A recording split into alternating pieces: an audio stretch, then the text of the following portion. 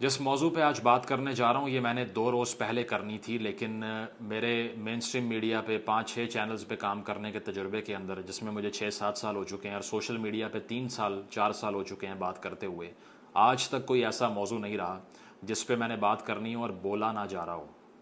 पहली बार ऐसा हुआ कि कोशिश करने के बावजूद बोला नहीं गया और मैंने इसको पेंडिंग कर दिया, लेकिन बिलाखिर करनी पड़ी। और वो इसीलिए बोला नहीं गया कि मैं सहाफ़त के अंदर जज्बातियात के बेदरेग इस्तेमाल को, इमोशंस को इस्तेमाल करने के ख़िलाफ़ हूँ, क्योंकि इससे फ़ैक्ट जो है वो मुतासर होता है, क्रिटिकल सेंसेस मुतासर होती हैं और आप ऑब्जेक्टिवली बात नहीं कर पाते, जज्बाती गुफ्तगू का फ़ायदा नहीं होता। लेकिन इस मौजू की, इस टॉपिक की जब डिटेल मैंने पढ़ी तो यकीन नहीं आया, I could not believe my eyes कि जो मैं पढ़ रहा हूँ क्या वो वाकई सच है या नहीं। तो बोला जा नहीं रहा था, लेकिन बिलाखिर हिम्मत पकड़ी है और आपको ज़रा थोड़ी कहानी सुनाता हूँ कि क्या डिटेल है इस इशू की, जो कि इतनी ग्रेव और सीरियस है that it is almost unbelievable. तो होता इस तरह से है कि पिछले हफ्ते एक वीडियो सोशल मीडिया पे सर्कुलेट करती है जिसमें एक नीम बरहना आदमी शर्ट उतार के सिंध की शदीद 50 डिग्री की गर्मी के अंदर कंबल लेके सो रहा है, जो क्योंकि कमरा जो है वो फ्रीज़ हो रहा है। वहाँ स्पीकर्स पड़े हुए हैं, बड़े बड़े अयाशी का सामान है। एक छोटी बच्ची बेड के साइड पे ज़मीन पे लेट के तड़प रही है, कभी उठ के बैठ रही है, कभी फिर लेट रही है, फिर उठ रही है, फिर लेट रही है। ये फुटेज मैं चला नहीं रहा क्योंकि वो बर्दाश्त नहीं हो सकती, ठीक है। और थोड़ी देर में उस बच्ची की वहाँ उसके सामने पड़े पड़े जान निकल जाती है। उस शख्स की जो कि बेड पे लेटा हुआ है, उसकी बीवी कमरे में दाखिल होती है और वो आके देखती है बच्ची मर गई है। वो बंदे को उठाती है और कहती है कि ये बच्ची का हाल देखो, एलिजिडली। और वो उतरता है बेड से और आके उस बच्ची को उठाता है तो उसके बाजू वापस गिर जाते हैं ज़मीन पे, बिकॉज शी एक्सपायर्ड। बात हो रही है असद शाह की, जो कि एक पीर है सिंध के इलाके रानीपुर का, जिसका बड़ा ख़ानदान है जो वडेरा है। और जिस बच्चे की मैं बात कर रहा हूँ, मीडिया रिपोर्ट्स के मुताबिक 10 साल, और वैसे जो बताया जा रहा है वहाँ के सोर्सेज से 9 साल उसकी उम्र थी और फ़ातिमा उसका नाम था। और लंबे अरसे से वो इस घर में मुलाजमत कर रही थी और असद शाह ने बेईमाना तशद्दुद से, सेक्सुअल टॉर्चर से उस बच्ची को एक्सप्लॉइट करने के बाद, मल्टीपल जगहों पे तशद्दुद करने के बाद उसको मारा। और सारी रात वो बच्ची वहाँ पर बैठ के मरती रही और वो सो रहा था, आराम फरमा रहा था। अब इस वाक़े के सामने आने के बाद एक्सपेक्टेशन ये थी कि चलो एक वायलेंस का केस है, मारने पीटने का केस होगा। लेकिन जब पोस्टमार्टम रिपोर्ट सामने आती है तो उसके बाद जो बाकी अभाम बचा था, जो सेक्सुअल वायलेंस के बारे में है, रेप के बारे में है, वो भी क्लियर हो गया। और हमने सिर्फ 30 सेकंड की फुटेज देखी है जो हमसे बर्दाश्त नहीं हो रही। आप ये सोचिए कि उस बच्ची की जगह होना, महीनों इस टॉर्चर को बर्दाश्त करना कैसा होगा। और उससे भी बुरी चीज़ कि अगर आपकी अपनी बेटी ये होती, अपनी बहन होती, अपने घर की बच्ची होती और उसके साथ ये होता तो क्या हशर होता इस वक्त आपका। थोड़ी डिटेल पढ़ता हूँ पोस्टमार्टम रिपोर्ट के इंकशाफात की, ताकि आपको आइडिया हो कि जो मैं बात कर रहा हूँ उसकी सीरियसनेस क्या है। पोस्टमार्टम रिपोर्ट जो कि फ़ातिमा फुरीरो की थी, उसमें क्या इंकशाफ होता है। The report reveals genital and anal trauma, जिनसी अज़ा पे तशद्दुद किया जाता है उसके, और एनल ट्रॉमा दिया जाता है उस बच्ची को। और इस तरह से उसको बुरे तरीके से वायलेट करता है असद शाह नामी पीर, जो कि रूहानी पीर है, जिसके हज़ारों लोग बैत हैं और जिसने मीडिया पे आके बयान दिया कि ये सब झूठ है और लोगों के लिए फ़ख्र की बात है कि वो अपनी बच्चियों को हमारे आस्ताने में छोड़ के जाते हैं, क्योंकि यहाँ काम करना उनके लिए बाइसे और काबिल फ़ख्र चीज़ है। तो जब इस बच्चे की डेथ हुई तो उसके घर उसने फ़ोन किया, इसके पेट में दर्द था, उसको आके ले जाओ। और उस बच्ची के बाप ने उसको बगैर पोस्टमार्टम के दफना दिया। बाद में एक्सह्यूमेट किया, पुलिस ने कब्र कुशाई की, कब्र खोदने के बाद उस बच्ची को निकाला और फिर पोस्टमार्टम करवाया, जिसके ये फैक्ट आपसे शेयर कर रहा हूँ। अदरवाइज़ ये भी होने नहीं दिया उसने, जब तक मीडिया पे आवाज़ नहीं फैली। आगे सुने और रिपोर्ट में क्या लिखा हुआ है। Bluish red mark on the right side of head, 6 centimetre bruises on the upper chest. यानी कि सर के दाएं जानिब लाल रंग के निशानात हैं मारपीट के। 6 सेंटीमीटर का ज़ख़म जो है वो अपर चेस्ट के ऊपर है, छाती के ऊपर, ठीक है। 3 bruises on the lower back, यानी कि पीठ के ऊपर निचले हिस्से में 3 ज़ख़म के निशानात हैं मारपीट के। 40 centimetre bruise on the left arm, बाजू के ऊपर 40 सेंटीमीटर का ज़ख़म है मारपीट का। 9 साल की बच्ची है, याद रखिएगा। इसके बाद में जी जिस्म गलने की स्टेज पे पहुंच चुका था जिंदा इंसान का।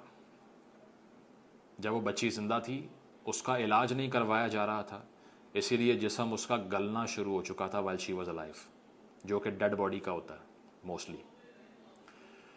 और ये सारा कुछ देखने के बाद उसकी अपनी बीवी पीर असद शाह की, जो कि घर में देख भी रही थी कि ये किस तरह से यहाँ पे जो काम करने के लिए मुरीदैन अपनी बच्चियाँ फेंक के चले गए हैं।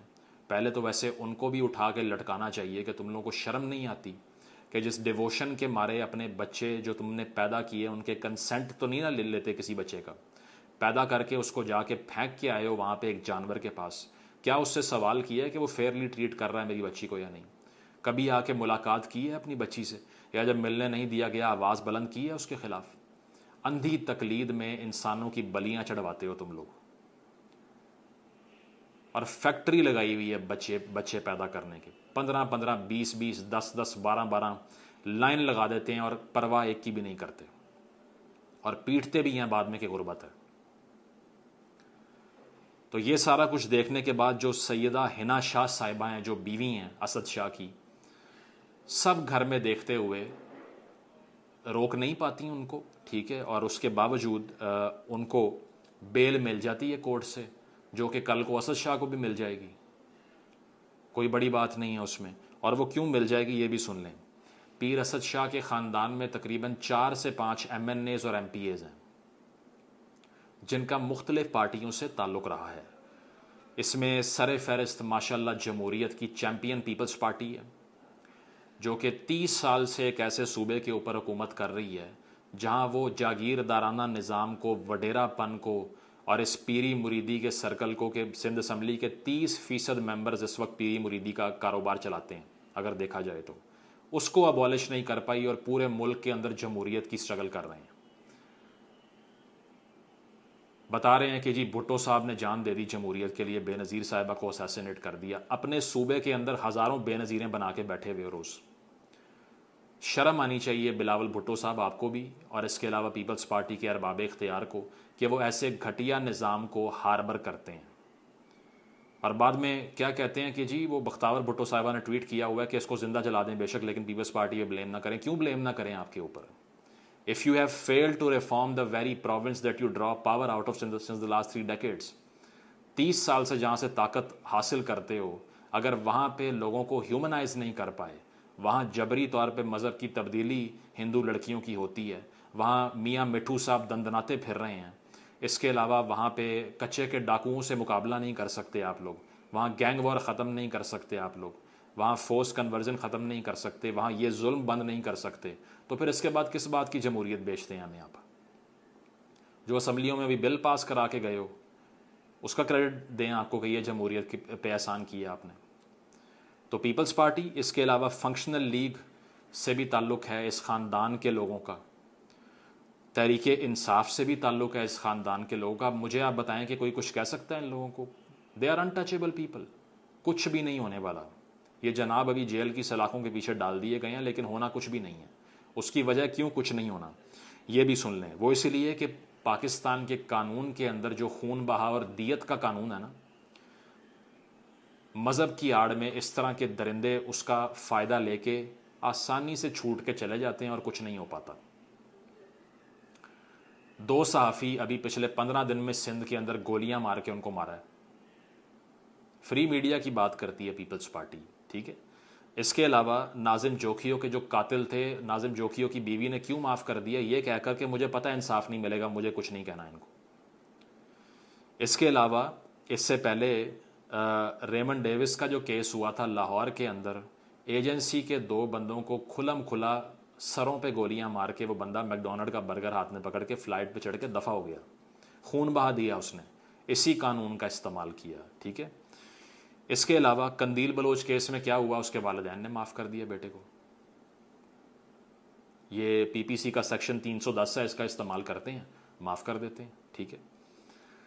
तो नाज़िम जोकियों के केस में जाम अवैस और जाम करीम, जो कि दोनों सियासतदान हैं, पीपल्स पार्टी से ताल्लुक़ है, कुछ नहीं हुआ। इसमें भी यही होगा।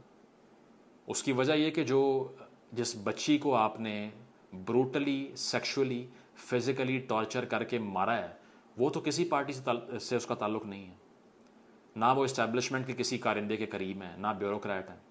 तो क्या उखाड़ लेंगे इन लोगों का? वो लॉ ऑफ द जंगल है यहाँ पे सिर्फ। और इसके अलावा सुन लीजिए, अभी जो रिसेंटली केस हुआ है जिसमें सिविल जज साहब आसिम हफीज़ और उनकी बीवी सोमिया हफीज़, जिनकी तस्वीरें चौकों पे लगवा के ना थूकना चाहिए उसके ऊपर, जिन्होंने रिजवाना जो कि घर में काम करती थी उनके 15 जगहों पे मार पीट करके तशद्दुद किया उसके ऊपर। वो बच्ची की अभी प्लास्टिक सर्जरी हो रही है, आईसीयू में पड़ी हुई है, पहले वेंटिलेटर पे थी। उसके सर के एक हिस्से में कीड़े पड़ गए थे लिटरली। अभी मेडिकल रिपोर्ट क्या बताती है कि उसको ऑर्गन डैमेज हुआ है। इसके अलावा जहर तक दिया गया उसको, स्त्रियां जला के लगाई हैं, डंडे मारे हैं, जहर दिया है, 6 महीने 1 रुपया तनख्वाह नहीं दी उसके काम करने के अगेंस्ट। ठीक है। और उसके वालिदैन को मिलने नहीं दिया। जब भी फ़ोन करती थी घर, तो साथ खड़ी होती थी ये औरत सोमिया हफीज़ सर के ऊपर, कि कोई ऐसी बात ना बता दे कि यहाँ मारपीट हो रही है। और ये बताया गया कि उसके लंग्स के अंदर खून शामिल हो चुका है, खून भरा हुआ था उसके फेफड़ों के अंदर जब वो अस्पताल पहुंची। अब ये खातून है, इस आप क्या क्या बात करें यहाँ पे कि उसने किस हार्टलेस तरीके से तशद्दुद का निशाना बनाया है इस लड़की को। तो आपको लगता है कि ये सिर्फ एक रिजवाना का केस है या फिर एक फ़ातिमा का केस है? ऐसे लाखों केसेस अब भी पाकिस्तान में हो रहे हैं जिस वक्त हम ये बात कर रहे हैं और आप सुन रहे हैं। और ऐसी बहुत सी रिजवाना और फ़ातिमा ऐसी हैं जो मीडिया की स्क्रीनों पे पहुंचने से पहले ही मर जाती हैं, कोई बात भी नहीं करता। ये सिर्फ इसलिए अकाउंटेबिलिटी होती है क्योंकि ये मीडिया की डिबेट का हिस्सा बन जाता है, अदरवाइज़ नाम ना ले कोई इन बडेरों का, कोई पकड़ ना पाए इनको। शाहरुख जतोई के केस में क्या हुआ था? उस शाहजेब को जाके बहन को छेड़ रहे थे, उसने रजिस्ट किया, उसके जुर्म में जाके गार्डों के साथ मिलकर शराब पी के गोलियां मार के आ गए। बाद में उसको 1 क्लास जेल में रखा। ठीक है। और एंड पे किस बेस पे छूट गया? इसी बेस पे पैसे दे के बाहर आ गया, विक्ट्री के निशान बनाता हुआ बाहर आया। तो पीर असद शाह कितने दिन अंदर रह लेगा? दुनिया की 8वीं सबसे बदतरीन जुडिशरी है जो सारा दिन बैठ के ये सोचती है कि चेयरमैन तहरीक इंसाफ को या नवाज शरीफ को या जरदारी को बेल कैसे देनी है। इसके अलावा तो कुछ नहीं पता उनको। आम आदमी की दरख्वास्तें दे दे के मर जाए, केस नहीं लगता इनका 8 घंटे में केस लगा होता है। तो पाकिस्तान के अंदर 55 मिलियन लोग पॉवर्टी लाइन से इस वक्त नीचे हैं।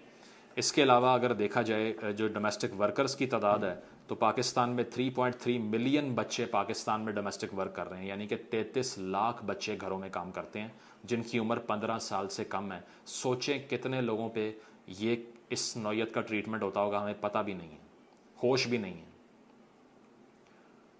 कितनों को मार पड़ती होगी, कितनों को रात को खाना नहीं देते, कितनों पे स्त्रियां लगाते हैं, कितनों को जहर देते हैं, कितनों पे सेक्सुअल और एनल टॉर्चर करते हैं, जो इस रिपोर्ट में लिखा हुआ है नहीं पता हमें।